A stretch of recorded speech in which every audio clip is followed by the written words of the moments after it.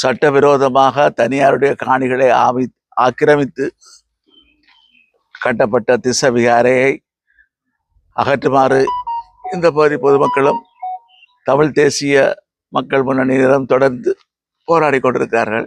இந்த புதிய ஆட்சி அனுரகுமார திசாநாயக்கவனுடைய ஆட்சி ஜனாதிபதியாக பொறுப்பேற்று ஓராண்டு கடந்து இப்பொழுதும் ஆராய்கின்றோம் என்று சொல்லி முன்னர் இருந்த பௌத்த சிங் அரசுகளைப் போலவே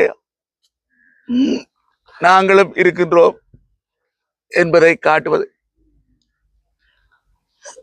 போலத்தான் இப்பொழுது அகற்ற முடியாது என்று சொல்கின்ற நிலைமை வந்து கொண்டிருக்கிறது. இதை பற்றி தீர்மானிப்பதற்கே இவ்வளவு காலம் எடுக்கின்றது என்றால் ஆக்கிரமிப்பை தொடர்ந்து நடத்தி அதை நாங்கள் களைப்போம், பொதுமக்கள் களைப்படைவார்கள், இதை கைவிடுவார்கள் என்ற எண்ணத்தினால் இழுத்தடிக்கிறார்களா தெரியவில்லை. ஆனால் தொடர்ந்து எங்களுடைய மக்கள் போராடுவார்கள். நாங்கள் இந்த சிங்கள பௌத்த ஆட்சியாளர்கள் அது எந்த பகுதியில் இருந்தாலும் இவருடைய சட்டவிரோத நடவடிக்கைகளுக்கு எதிராக மக்களை திரட்டி அதற்கான எதிர்ப்புகளை தெரிவிப்போம். அதொன்றுதான் எங்களுடைய மக்களுக்கான ஒரு விடுதலையை பெறுவதற்கான சுதந்திரத்தை பெறுவதற்கான ஒரு வழியாக இருக்கும் என்று கூறிக்கொண்டுதான் இந்த போராட்டத்திலே நாங்கள் தொடர்ந்து பங்கு பெற்றுக் கொண்டிருக்கிறோம்.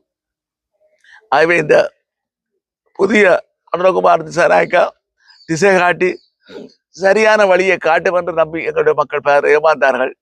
இப்பொழுது அது அகல பாதாளத்தை நோக்கி அந்த திசை காட்டிக் கொண்டிருப்பதை மக்கள் மெல்ல மெல்ல புரிந்து கொண்டு வருகிறார்கள்.